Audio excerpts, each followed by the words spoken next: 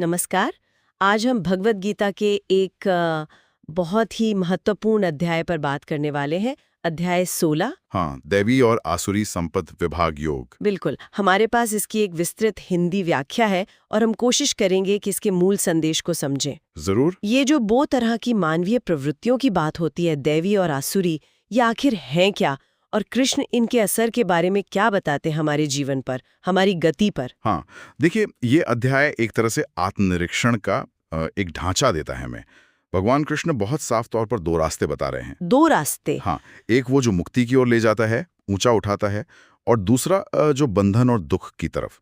तो ये समझना बहुत जरूरी हो जाता है कि हमारे अपने अंदर कौन सी प्रवृत्तियां, कौन सी ताकतें ज्यादा हावी हैं। ठीक है, तो चलिए पहले उन दैवी गुणों को देखते हैं जिनकी कृष्ण बात करते हैं, श्लोक 1 से 3 में। हाँ, बिल्कुल। यानी पवित्रता, क्षमा, दया, अहिंसा, ईश्वर में श्रद्धा, कई सारे गुण हैं। हाँ, काफी लंबी सूची है। और कहा गया है कि ऐसे गुण वाले लोग मोक्ष के योग्य होते हैं।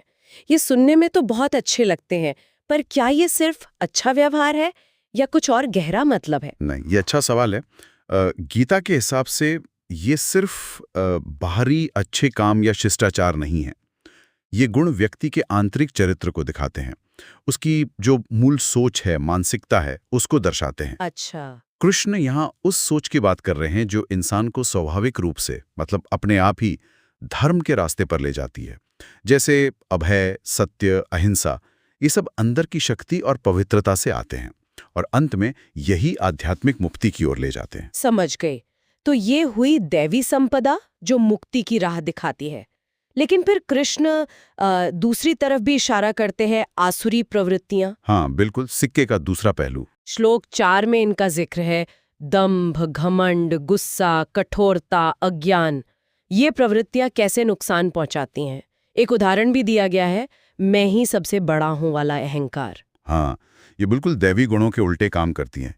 ये जो अहंकार है, मैं ही सब कुछ हूं, मेरा ही चलेगा वाली सोच, क्रोध, छल, दूसरों को दुख देना, ये सारी प्रवृत्तियां इंसान को भ्रम में डालती हैं, अज्ञान में, और नैतिक पतन की ओर ले जाती हैं। जैसा कि आगे के श्लोकों में, शायद 7 से 9 में बताया भी गया है कि ऐसे लोग अक्सर दुनिया को बिना किसी नैतिक आधार के, बिना किसी ईश्वर के मानते हैं। अच्छा। हाँ, वो सोचते हैं कि जीवन का लक्ष्य बस इंद्रियों को खुश करना है, भोग विलास है। उनमें सही गलत की समझ, मतलब क्या करना चाहिए, क्या नहीं करना चाहिए, ये विवेक नहीं होता, और ये नजरिया आत्मा को नीचे गिराता है। और फिर वो हिस्सा आता है जो मुझे काफी गंभीर लगता है, श्लोक 21 और 22, नरक के 3 द्वार। हाँ, काम, क्रोध और लोभ। इन्हें नरक का द्वार कहा गया है। क्या ये सिर्फ डराने के लिए है या इसका कोई गहरा मनोवैज्ञानिक मतलब है कि इनसे बचना क्यों इतना जरूरी है? नहीं, ये सिर्फ डराने वाली बात नहीं है। इसके पीछे गहरा मनोवैज्ञानिक सत्य छुपा है। देखिए, ये 3 बहुत शक्तिशाली आवेग हैं। हाँ? काम यानी वासना या अनियंत्रित इच्छा, क्रोध मतलब गुस्सा या नफरत, और लोभ यानी लालच, हाँ। हमेशा और पाने की चाह। ये तीनों इंसान को स्वार्थ, असंतोष और दुख के एक ऐसे चक्र में फंसा देते हैं जो कभी खत्म ही नहीं होता। अच्छा, एक चक्रव्यूह जैसा। हाँ, बिल्कुल। ये आत्मा को मैला करते हैं, हमारी आध्यात्मिक उन्नति को रोकते हैं। इसीलिए कृष्ण कहते हैं कि इन तीनों का त्याग करना आत्म कल्याण के लिए, मतलब खुद की भलाई के लिए बहुत जरूरी है। इनसे मुक्ति पाना ही ऊपर उठने का रास्ता खोलता है। समझ गए। और फिर अध्याय के बिल्कुल अंत में श्लोक 23 और 24 में एक बहुत सीधा सा मार्गदर्शन दिया गया है। हाँ, एक स्पष्ट निर्देश कि हमें क्या करना है, क्या नहीं करना है, इसका फैसला लेने के लिए शास्त्र ही प्रमाण है। जो शास्त्र विधि को छोड़कर अपनी मर्जी से चलता है, उसे न सुख मिलता है, न सिद्धि, न परम गति। पर आज के समय में इसका क्या मतलब है? शास्त्र विधि का पालन कैसे करें? हाँ, ये महत्वपूर्ण है। यहाँ जोर इस बात पर है कि हमारे जो कर्म हैं, हमारे जो काम हैं, उनका आधार हमारी पल भर की इच्छाएं, या हमें क्या पसंद है क्या नहीं, या समाज में क्या चल रहा है, वो नहीं होना चाहिए। अच्छा। बल्कि हमारे कर्म एक स्थापित नैतिक और आध्यात्मिक समझ पर आधारित होने चाहिए।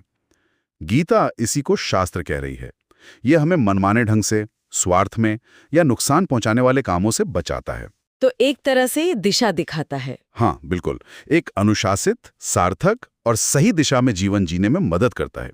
एक कंपास की तरह समझ लीजिए। तो अगर इस पूरी चर्चा को समेटे तो ऐसा लगता है कि ये अध्याय हमें एक आईना दिखा रहा है। हाँ, बिल्कुल।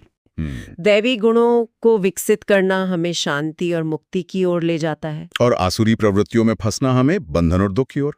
और यहाँ आत्म जागरूकता मतलब अपने आप को जानना बहुत महत्वपूर्ण हो जाता है। बिल्कुल। हाँ, और मुख्य शिक्षा यही निकलती है कि सच्ची सफलता, सच्ची शांति वो सिर्फ बाहरी पूजा पाठ या कर्मकांड से नहीं मिलती। असली चाबी है अंदर की शुद्धि, अच्छे गुणों का अभ्यास करना, और सबसे जरूरी उन 3 विनाशकारी ताकतों काम, क्रोध और लोभ पर काबू पाना। ये अध्याय हमें अपने इरादों और कर्मों को लगातार जांचते रहने का एक साफ मानदंड देता है। सही है। और यहीं पर एक विचार करने वाला सवाल उठता है, क्या? कि अगर शास्त्र ही हमारे मार्गदर्शक हैं, जैसा अध्याय कहता है, तो आज का जो ये जटिल समय है, जहां एक ही शास्त्र की कई तरह की व्याख्याएं मिलती है, अलग अलग मत हैं, हाँ, ये तो है। तो फिर हम कैसे तय करें कि शास्त्रों का सही मतलब क्या है और उसे अपने जीवन में आज के समय में व्यावहारिक रूप से कैसे उतारें? ये एक ऐसा सवाल है जिस पर आगे और सोचने की, मनन करने की जरूरत है।